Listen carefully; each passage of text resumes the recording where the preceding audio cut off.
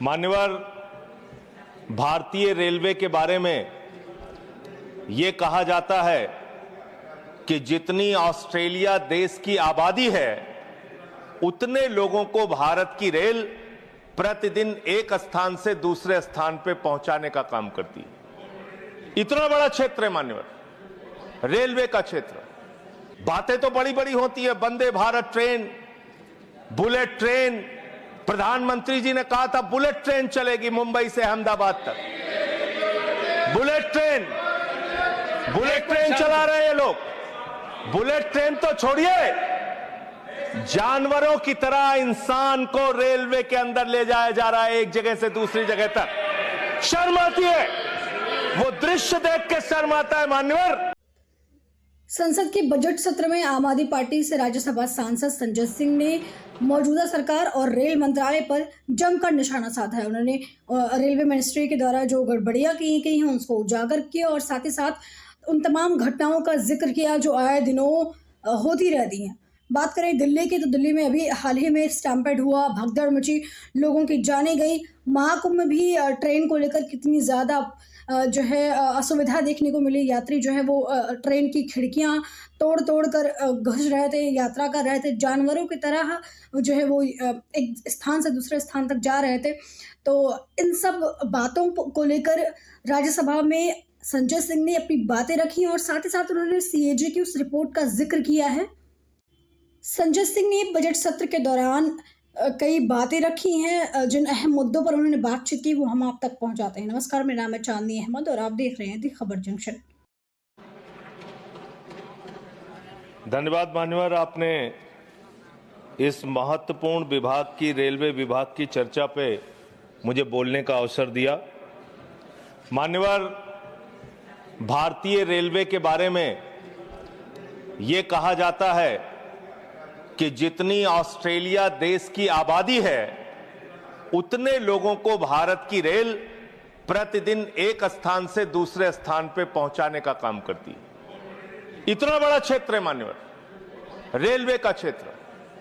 हमारे साथियों ने भी कहा कि इसके लिए पहले अलग से बजट आता था, सबको इंतजार होता था, नई ट्रेनों की घोषणाएं होती थी, क्या क्या रेल के अंदर बदलाव किया जाता था, मंत्री जी बताते थे कितने कर्मचारी रखे जाएंगे, इसकी घोषणाएं होती थी, पूरे देश को इस बात का इंतजार होता था। लेकिन अब आप आम बजट के साथ रेलवे का बजट लेके आते हैं, हालत क्या बना दी। बातें तो बड़ी बड़ी होती है, Vande Bharat train, bullet train. प्रधानमंत्री जी ने कहा था बुलेट ट्रेन चलेगी मुंबई से अहमदाबाद तक।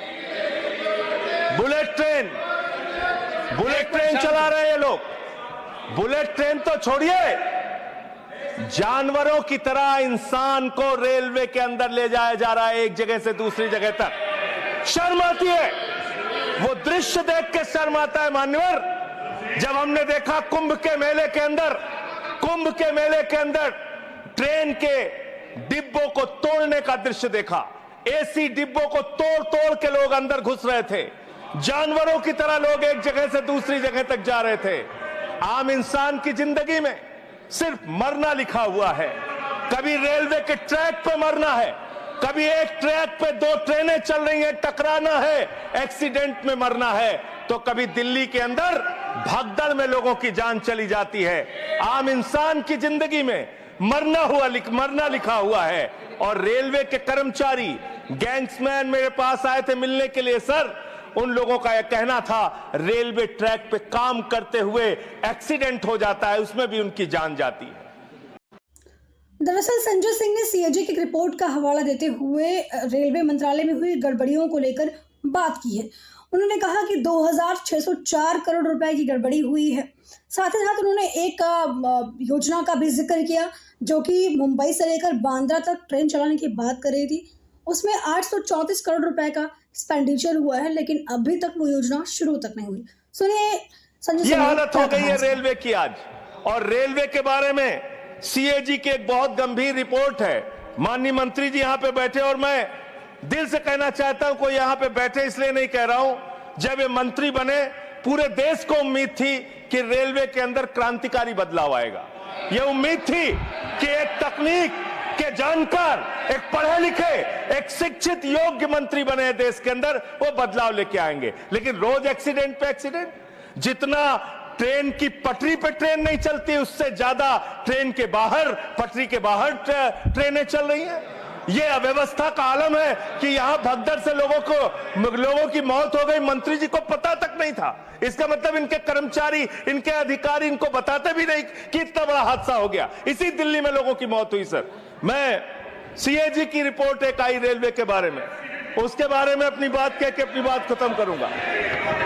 2604 करोड़ रुपए, 2604 करोड़ रुपए की गड़बड़ी रेलवे में पकड़ी गई, और इस गड़बड़ी के अंदर 834 करोड़ की गड़बड़ी ऐसी है जिसको मेरे ख्याल से मंत्री जी भी सुनेंगे तो शर्म आएगी।